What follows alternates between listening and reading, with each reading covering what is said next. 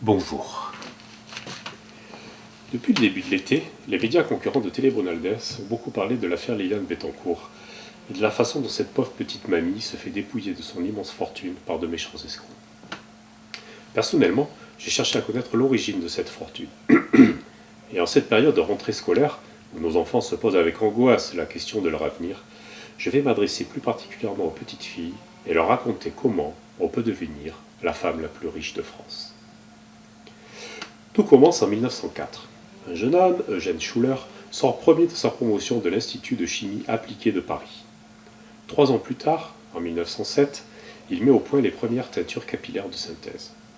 Il fonde en 1909 la Société française de teinture inoffensive pour cheveux, qui deviendra plus tard L'Oréal. Il épouse alors Louise Dorcieux, et de cette union naîtra la petite Liliane le 21 octobre 1922. En 1928, il rachète Montsavon, puis les peintures Valentine, les shampoings Dop, le magazine Votre Beauté. Politiquement, il dérive alors vers la droite la plus extrême, et rejoint en 1934 Eugène Deloncle au sein du Comité secret d'action révolutionnaire, plus connu sous le nom de la Cagoule, une organisation clandestine de structures militaires dont le but avoué est le coup d'État. C'est L'Oréal qui finance le mouvement, et son siège social sert aux réunions des dirigeants du comité. De 1936 à 1938, le bras armé de l'organisation, Jacques Corrèze, est soupçonné de plusieurs attentats et de meurtres de réfugiés politiques antifascistes. Un groupe d'étudiants en droit, logés à l'internat des Pères Maristes de la rue du Vaugirard, fréquente les membres de la Cagoule. Parmi eux, André Bettencourt, Pierre Bénouville, Claude Roy, et celui qui sera la plus grosse erreur de casting des années 80, François Mitterrand. En 1938, Eugène Schuller met en place dans l'entreprise le salaire proportionnel, basé sur l'évolution du chiffre d'affaires.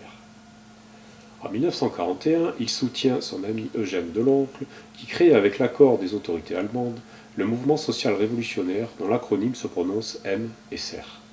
Puis il a LVF, la Légion des volontaires français, placée sous l'autorité de Jacques Corrèze, pour combattre le bolchevisme sur le front de l'Est, aux côtés de l'armée allemande.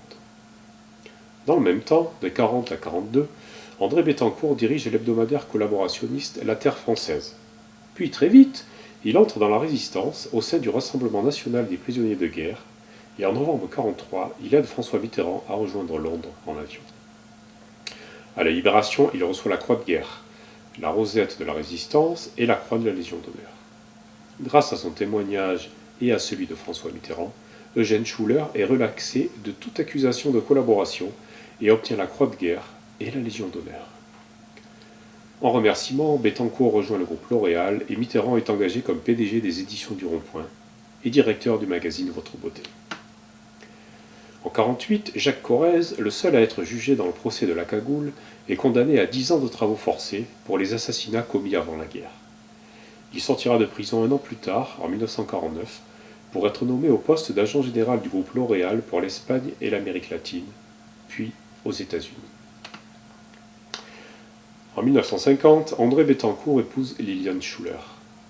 La même année, il intègre la direction de L'Oréal, qu'il cumule avec plusieurs postes au sein de divers gouvernements, de 1954 à 1973.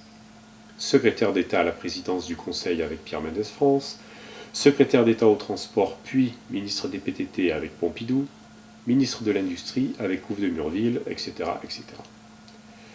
Au début des années 90, Jean Friedman, actionnaire évincé du conseil d'administration de Paravision, filiale audiovisuelle de L'Oréal, révèle le passé et celui de plusieurs autres dirigeants de L'Oréal sous l'occupation, contraignant André Bettencourt à se retirer des affaires en 1995, officiellement pour raison d'âge, et à exprimer ses regrets pour ce qu'il qualifie d'erreur de jeunesse. Il meurt en 2007, à 88 ans. Voilà. Vous l'avez compris, pour réussir en affaires, il suffit d'être proche des gouvernements, en temps de guerre comme en temps de paix. 2 derniers exemples des liens ténus entre le groupe et le pouvoir politique, mis à part la grande amitié du couple Wörth avec Liliane Bettencourt. L'hiver dernier, 28 millions de doses de vaccins contre la grippe A ont été livrées au gouvernement par le groupe Sanofi-Saventis pour un montant de 175 millions d'euros. L'Oréal détient 8,65% des actions du laboratoire et 14,72% des droits de vote à son conseil d'administration. L'administrateur du laboratoire, Lindsay Owens-Jones, est également président du conseil d'administration de L'Oréal. Enfin, un cadre dirigeant de L'Oréal qui a travaillé de 1990 à 2002, d'abord en qualité de chef de produit, puis de DRH, est aujourd'hui ministre de l'Éducation, c'est Luc Châtel. En 2009, Liliane Bettencourt est la femme la plus riche d'Europe.